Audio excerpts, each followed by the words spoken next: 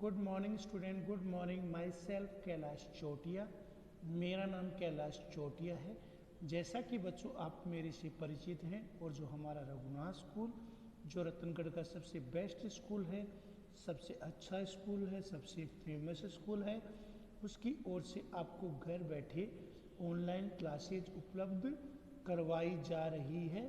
उन online classes में मैं कक्षा 11 में आपको व्यवसाय अध्ययन या बीएम है वो पढ़ा रहा हूँ। कल हमने व्यवसाय के प्रारंभ, व्यवसाय के शुरू करने के लिए कौन कौन सी जो समस्याएं आती है, तो किसी भी व्यवसाय उद्योग इकाई लगाने के लिए सबसे पहले क्या होता है, व्यवसाय के स्वरूप का चयन किया जाता है। तो व्यवसाय के स्वरूप का चयन, कौन सा व्यवसाय, कैसा व्यवसाय उद्यमी करना चाहता है, व्यवसाय के स्वरूप का चयन। जो उद्यमी है, उद्योगपति है, व्यापारी है, फैक्ट्री है, उत्पाद या नई सेवा का सृजन करने वाला जो एंटरप्रेन्योर है, वो समाज में कौन सी वस्तु, नई सेवा, उत्पाद का सृजन करना चाहता है। वो जिस वस्तु, सेवा या उत्पाद का जो चयन करना चाहता है, जिसे उसने अपनी उद्यमिता, अपने उद्योग फैक्ट्री इकाई के रूप में जिसने चुना है, उसकी रुचि है वो उस क्षेत्र में होनी आवश्यक है। तो व्यवसाय का चयन आवश्यक है ताकि कम से कम उसकी रुचि उस व्यवसाय में हो, ताकि कम से कम लागत, कम से कम लागत पर अच्छी गुणवत्ता वाली जो वस्तुएं हैं उनका सृजन करके लाभ अर्जित करना। तो कम से कम लागत पर अच्छी गुणवत्ता वाली वस्तुएं बनाए जाए, उनका सृजन किया जाए और सृजन करके अच्छे से अच्छा लाभ कमाया जाए।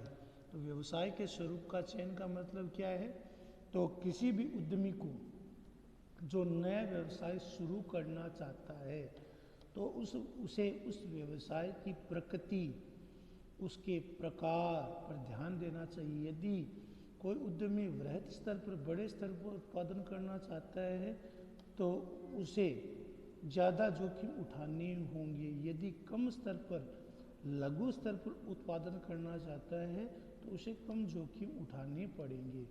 तो स्वतः ही उस प्रकार के उद्योग और सेवा का चुनाव या चुनना पसंद करेगा जिसमें अधिक लाभ हो, कम से कम लागत पर अच्छी गुणवत्ता वाली वस्तुएं हों, उनका सृजन करके लाभ अर्जित किया जाए। लेकिन यह निर्णय बाजार में जो ग्राहक हैं उनकी आवश्यकता, उनकी रुचि, उनके फैशन, बदली हुई परिस्थितियों, समसामयिक परिस्थितियों, उद्यमी की तकनीकी ज्ञान, कौशल, कला, रुचि, उससे जरूर प्रभावित होती हैं। तो जैसा मैंने आपको कहा कि व्यवसाय के स्वरूप का चयन, किसी भी उद्यमी को नया व्यवसाय प्रारंभ करने से पहले उसकी प्रकृति, उसके प्रकार पर ध्यान अवश्य देना चाहिए। स्वतः वह उस प्रकार के उद्योग या सेवा को चुनना पसंद करेगा जिसमें अधिक लाभ अर्जित की आशा हो। लेकिन यह निर्णय बाजार में ग्राहकों की आवश्यकता, उद्यमी के तकनीकी ज्ञान, उत्पाद विशेष के निर्माण में उसकी पसंद, उसकी रुचि, समस्याओं का पूर्वानुमान करने, ग्राहक उपभोक्ता के उनकी पसंद को जानने, कम से कम लागत पर अच्छी गुणवत्ता वाली वस्तु, सेवा, उत्पाद का सृजन करके उसे एकदम सही कीमत पर, अच्छी कीमत पर उपभोक्ता तक पहुंचाकर लाभ अर्जित करने की उसमें क्षमता होनी चाहिए। दूसरा है फर्म का आकार। हम जो उद्योग व्यापार या व्यवसाय शुरू करना चाहते हैं, जो हम फैक्ट्री इकाई उद्योग लगाना चाहते हैं, वो हमारी जो फर्म है उसका आकार कैसा है, हमारा उद्योग कैसा है, उसका आकार है वो क्या है। फर्म का आकार, फर्म का आकार कैसा है। यदि फर्म का आकार बड़ा है, वृहत है, तो विशाल स्तर पर वस्तु सेवा या उत्पादन होगा। यदि फर्म का आकार छोटा है, लघु है, कम है, तो कम स्तर पर उत्पादन होगा। तो फर्म का आकार निर्भर करता है, फर्म के स्वरूप को पर निर्भर करता है। यदि हमारी फर्म इकाई उद्योग, हम एक उद्यमी हैं, एंटरप्रेन्योर है और जोखिम उठाकर हम वृहद स्तर पर उत्पादन करना चाहते हैं, वृहद स्तर पर यदि हम उत्पादन करना चाहते हैं तो जोखिम की संभावना ज़्यादा रहती है। जितना ज़्यादा वृहद उत्पादन उतना अधिक जोखिम। तो व्यवसाय आरंभ करते समय व्यवसाय का आकार, हम कैसा व्यवसाय शुरू करना चाहते हैं, उसका विस्तार कैसे हो, उसकी इकाइयाँ, फैक्ट्रियाँ, निगम कैसे आगे स्थापित हो, ऐसा दूसरा महत्वपूर्ण निर्णय जिस पर ध्यान रखा जाना चाहिए। कुछ घटक बड़े आकार के पक्ष में होते हैं, कुछ घटक होते हैं वो बड़े आकार में, वो बड़े आकार के उद्योग पर जोर देते हैं, तो कुछ अन्य उसे सीमित रखने के पक्ष में हैं। तो कुछ घटक वो बड़े आकार के पक्ष में होते हैं, तो कुछ है उसे सीमित रखने के पक्ष में होते हैं। कुछ घटक है वो उत्पादन का वृहद स्तर पर उत्पादन करना चाहते हैं। कुछ जो एंटरप्रेन्योर हैं वो वृहद स्तर पर उत्पादन, जबकि कुछ है वो लघु स्तर पर उत्पादन। तो वृहद स्तर पर उत्पादन होगा, उसमें जोखिम है वो ज़्यादा रहता है, जबकि लघु स्तर पर यदि उत्पादन करना चाहते हैं तो जोखिम कम रहता है। वृहद स्तर पर जोखिम ज़्यादा, लघु स्तर पर जोखिम कम। तो वृहद स्तर पर जोखिम ज़्यादा होता है और लघु स्तर पर जोखिम कम होता है। तो उद्यमी को ये विश्वास हो जाता है कि उसके उत्पाद की मांग बाजार में अच्छी रहेगी और वह व्यवसाय के लिए आवश्यक पूंजी का प्रबंध कर पाएगा, तो वह बड़े पैमाने पर व्यवसाय प्रारंभ करता है। यदि उसे उद्यमी को, एंटरप्रेन्योर का विश्वास हो जाए कि उसे विशाल मात्रा में, बड़ी मात्रा में ऋण के रूप में पूंजी, उद्योग फैक्ट्री के लिए अच्छी जमीन, कर्मचारी, श्रमिक, मशीनें, कच्चा माल, वृहद स्तर पर उसको लाभ की संभावना होगी, तो वह बड़े स्तर पर जोखिम उठाकर बड़े स्तर पर उत्पादन करना पसंद करता है। तो जिस पर यदि वृहद स्तर पर उत्पादन हो तो ज़्यादा जोखिम होगा, और जब ज़्यादा जोखिम होगा तो लाभ की संभावना ज़्यादा रहती है। ज़्यादा जोखिम ज़्यादा लाभ, कम जोखिम कम लाभ, ये व्यवसाय का बेटा सीधा साधा नियम है। ज़्यादा जोखिम ज़्यादा लाभ होता है, कम जोखिम कम लाभ होता है।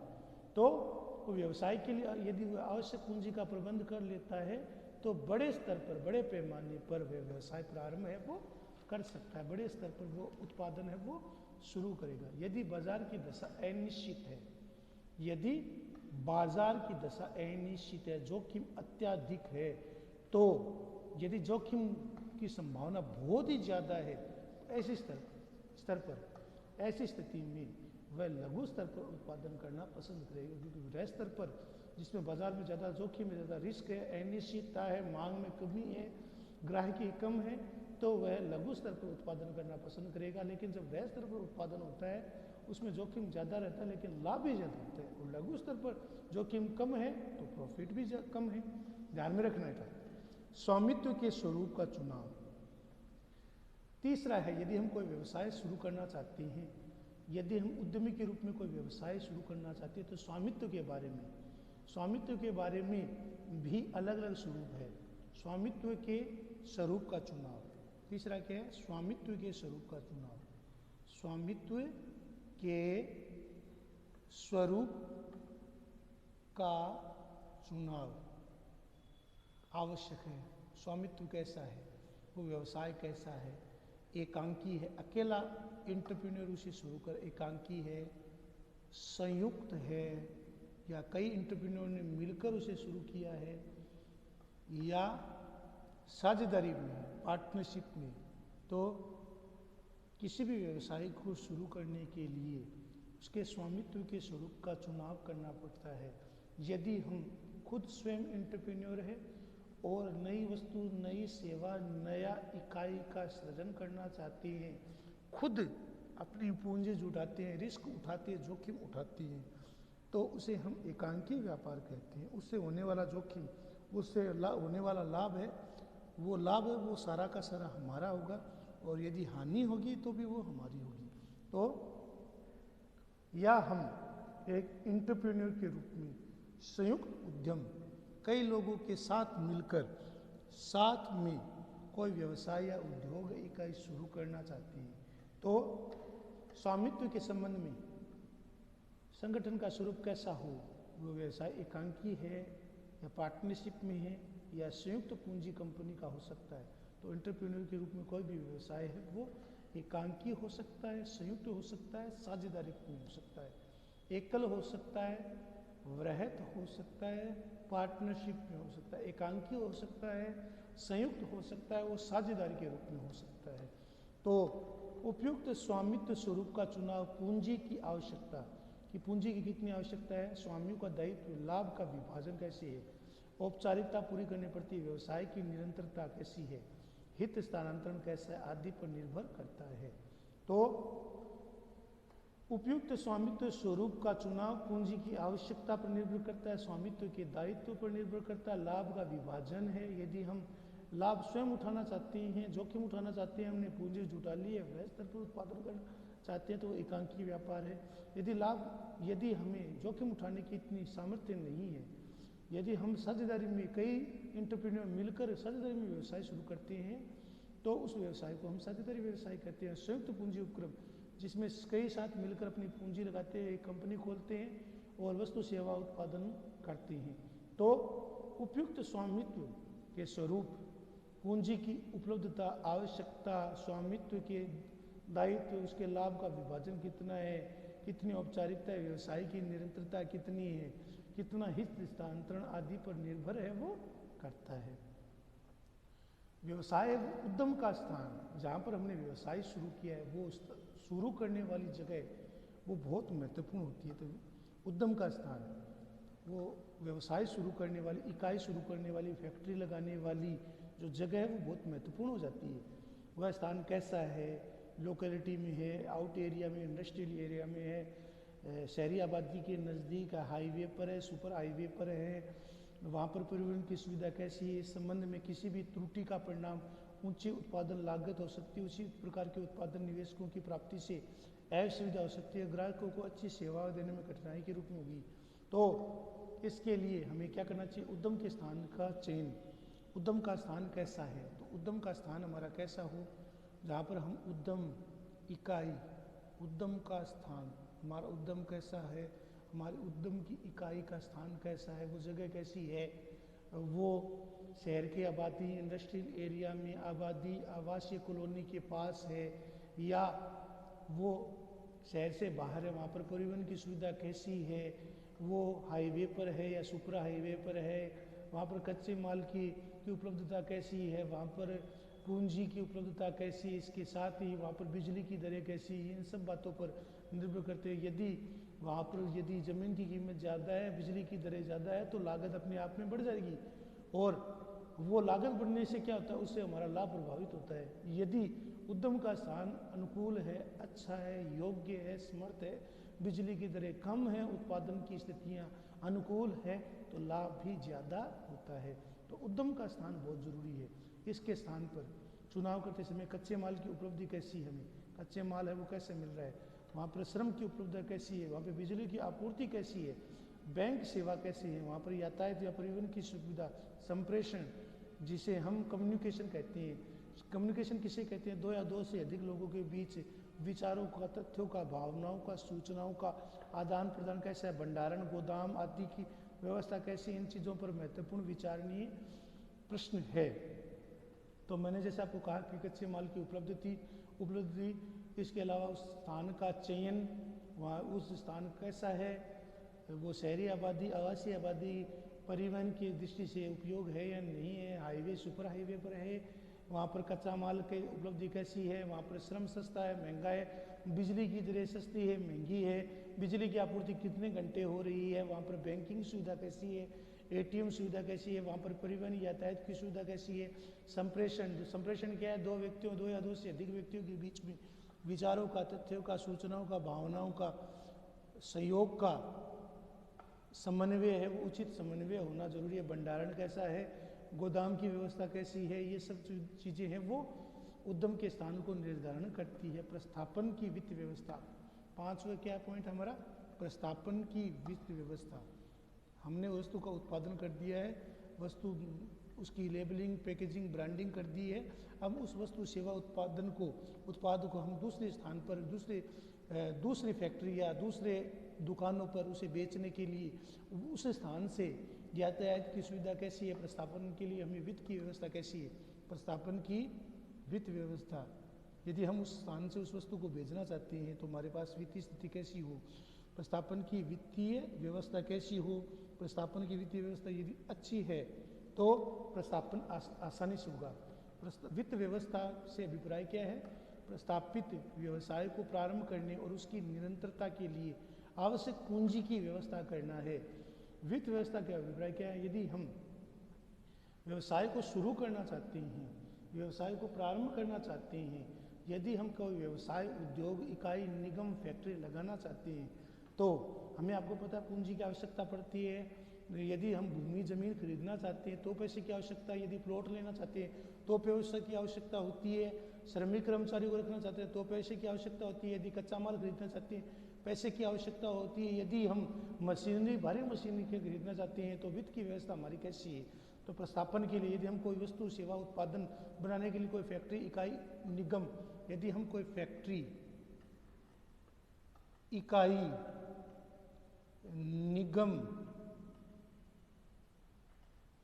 या कंपनी स्थापित करना चाहती हैं तो पैसा, धन, मुद्रा सबसे बड़ी आवश्यकता है। तो फैक्ट्री की व्यवस्था कैसी है, जहाँ पर हम फैक्ट्री लगाना चाहते हैं, ये इकाई लगाना चाहते हैं, निगम लगाना चाहते हैं, कंपनी लगाना चाहते हैं, उसके लिए हमारे पास पैसे की व्यवस्था कैसी है, हमें पैसा है वो सुलभ हो रहा है, नहीं हो रहा है। तो पूंजी की आवश्यकता किसके लिए पड़ती है, भूमि खरीदने के लिए, फैक्ट्री लगाने के लिए, बड़ी भारी मशीनरी के लिए, कच्चा माल खरीदने के लिए, चालू परिसंपत्तियाँ जैसे कि कच्चा माल खरीदना, देनदार है जिसके देनदार के तहत कर्मचारी और श्रमिकों को देने वाला पैसा है, माल का स्टॉक है, गोदाम की, भंडारण की व्यवस्था कैसी, उसमें निवेश करने के लिए पूंजी की आवश्यकता भयानक होती है। इसके अलावा दैनिक व्यय को खर्चा करने के लिए, दैनिक व्यय को तो भुगतान करने के लिए भी पूंजी की आवश्यकता होती है।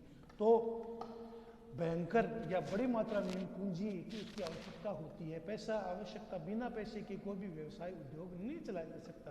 तो चाहे हमें भूमि है, भवन है, मशीनरी है, कच्चा माल है, भंडारण है, चालू संपत्तियां हैं, कच्चा माल खरीदना, देनदारी, श्रमिकों को, कर्मचारियों को पैसा चुकाना, इसके अतिरिक्त उनकी पूंजी की उपलब्धता की आवश्यकता होती है। दैनिक व्ययों का भुगतान करने के लिए भी हमें पूंजी की जरूरत होती है। पूंजी, समुचित वित्तीय योजना में पूंजी की आवश्यकता होती है, जहां से हमें पूंजी मिलती है। दूसरा क्या है, जहां से हमें पूंजी प्राप्त हो सकती है। तो पूंजी की आवश्यकता किन क्षेत्रों में होगी, जहां से हमें पूंजी आवश्यकता होगी। तीसरा, फर्म में पूंजी का सर्वोत्तम उपयोग की निश्चित रूपरेखा बनाई जानी चाहिए। फर्म में पूंजी के अच्छे उपयोग, सर्वोत्तम उपयोग, फर्म में पूंजी के सर्वोत्तम उपयोग की निश्चित रूपरेखा बनाई जानी चाहिए, जहां से हमें पूंजी की आसानी से उपलब्धता हो, जहां से पूंजी प्राप्त हो सके, जहां से फर्म में पूंजी की सर्वोत्तम उपयोग की निश्चित रूपरेखा बनाई जा सके। अगला है भौतिक सुविधा। तो पूंजी की आवश्यकता क्यों होती है, पूंजी की आवश्यकता हमें फर्म की स्थापना, भूमि, भवन, मशीनरी की क्रय करने के लिए, जहाँ से हमें पूंजी मिल सकती है। वो कौन कौन से स्रोत है जहाँ से हमें पूंजी जुटाई जा सकती है, चाहे वो बैंक है, वित्तीय बैंक है, व्यवसायिक बैंक है, कोऑपरेटिव सोसाइटी है, बनिया है, महाजन है, सेठ है, साहूकार है। इसके अलावा फर्म में सर्वोच्च उपयोग के लिए निश्चित पूंजी की निश्चित रूपरेखा है वो बनाई जानी चाहिए। निश्चित रूपरेखा बनाकर हम पूंजी का सर्वोच्च उपयोग कर सकते हैं। 6 है भौतिक सुविधाएं। भौतिक सुविधाएं कैसी है? भौतिक सुविधाएं, भौतिक सुविधाएं कैसी हों, जिसके अंतर्गत व्यवसाय प्रारंभ करते समय हम भौतिक सुविधाओं का ध्यान रखना चाहिए। भौतिक सुविधाओं में कौन कौन सी आती है? जैसे कि मशीनरी आती है, साजो सामान आता है, कच्चा माल आता है, जिसमें मशीन है, उनका रख रखाव कैसा हो, उनके ध्यान कैसे रखा जाए, मशीन है उनका साजो सामान कहाँ मिलता हो, भवन है वो किराए का भवन है, खुद का भवन है, उसकी सहायक सेवा, यातायात, परिवहन, संप्रेषण की सेवाएं कैसी हो। महत्वपूर्ण घटक का निर्णय व्यवसाय की प्रकृति, उसके आकार, वित्त की उपलब्धता, उत्पादन प्रक्रिया पर निर्भर करता है। तो व्यवसाय को शुरू करते समय हमें भौतिक सुविधाओं का ध्यान रखना आवश्यक है। भौतिक सुविधाओं की उपलब्धि पर भी ध्यान देना जरूरी है। कौन कौन सी भौतिक सुविधाएं हैं, हमें उन्हें कैसे प्राप्त कर रहे हैं, और जिसके अंतर्गत मशीन तथा साजो सामान, भवन और सहायक सेवाएं शामिल है। महत्वपूर्ण घटक का निर्णय व्यवसाय की प्रकृति, उसके आकार, वित्त की उपलब्धता, उत्पादन प्रक्रिया पर निर्भर करता है। तो व्यवसाय, किसी भी व्यवसाय को शुरू करने के लिए, कोई भी व्यवसाय हम शुरू करना चाहते हैं तो भौतिक सुविधाएं हैं वो बहुत ज़रूरी है। भौतिक सुविधाओं में किसे कहते हैं? जिसमें चल और अचल आ जाती है, संपत्तियाँ आ जाती है, जिसमें भूमि है, फैक्ट्री है, उसका निर्माण कार्य है, भंडारण है, गोदाम है, उसकी मशीनरी है, भारी मशीनरी है, उसकी रख रखाव, उसकी व्यवस्था, कर्मचारियों की नियुक्ति आदि है, उसके लिए वित्त का प्रबंधन, उत्पादन करना, उत्पादन को बाजार में उसकी मांग को, निरंतरता को बनाए रखना, विज्ञापन, उत्पादन प्रक्रिया पर निर्भर करता है। तो भौतिक सुविधाएं क्या आती है? व्यवसाय प्रारंभ करने के लिए, किसी भी व्यवसाय को शुरू करने के लिए भौतिक सुविधाएं बहुत आवश्यक है, जिसके अंतर्गत वित्त की व्यवस्था। कोई भी व्यवसाय इकाई, फैक्ट्री, निगम लगाना चाहती है तो हमें उसे ज़मीन को खरीदना होगा।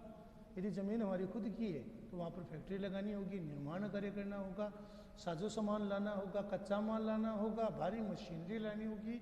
इसके अलावा कर्मचारी और श्रमिकों की नियुक्ति है वो जरूरी होगी। चल और अचल संपत्ति हमारे पास होने जरूरी है। महत्वपूर्ण घटक का निर्णय व्यवसाय की प्रकृति, उसके आकार, उसकी वित्त की उपलब्धता, उत्पादन प्रक्रिया के ऊपर निर्भर करता है। तो भौतिक सुविधा, व्यवसाय प्रारंभ करते समय भौतिक सुविधाओं की उपलब्धि का भी ध्यान रखना जरूरी है। भौतिक सुविधा, जैसे मैंने आपको कहा कि भौतिक सुविधाओं में मशीन है, साजो सामान, उनका रख रखाव है, उनका मेंटेनेंस है, भारी मशीनरी है, ज़मीन है, उस पर फैक्ट्री लगाने की लागत है, बिजली की उपलब्धता है, मशीनों का रख रखाव है, देखभाल है, कर्मचारी है, श्रमिक है, उनके वेतन, तनख्वाह, भत्ते, दैनिक खर्चे हैं, ये भी सुविधाएं हैं वो सारी आ जाती है। तो उनकी प्रकृति, उनका आकार कैसा है, वित्त की उपलब्धता कैसी है, पैसा हमें कैसे मिल रहा है, क्या हमें पैसा है वो बैंकों की, वित्तीय संस्थाओं, व्यापारी घरानों, इसके अलावा कोऑपरेटिव सोसाइटी के माध्यम से वो हमें पैसा मिल रहा है या नहीं मिल रहा है। वो फैक्ट्री जो हम लगाना चाहते हैं उसके लिए ऋण की व्यवस्था हम कैसे कर रहे हैं, उत्पादन प्रक्रिया पर निर्भर है वो करता है। तो मैंने आपको भौतिक सुविधाओं के बारे में बताया है। व्यवसाय प्रारंभ करते समय व्यावसायिक सुविधाओं का ध्यान रखना जरूरी है, जिसमें मशीनें आ जाती है बेटा, साजो सामान, कल कारखाने, फैक्ट्री, इकाई, निगम, उसका कच्चा माल, कच्चे माल की उपलब्धता, तैयार माल, इसके अलावा साजो सामान, भंडारण, उसकी गोदाम, फैक्ट्री की स्थिति, उसकी इकाई, उद्योग लगाने की स्थिति, बिजली की उपलब्धता, बिजली की दरें, इन सभी पर निर्भर है वो करती है। तो बेटा इनके बारे में मैंने आपको बताया, इनको लिखना है, याद करना, ये आपका होमवर्क है। धन्यवाद।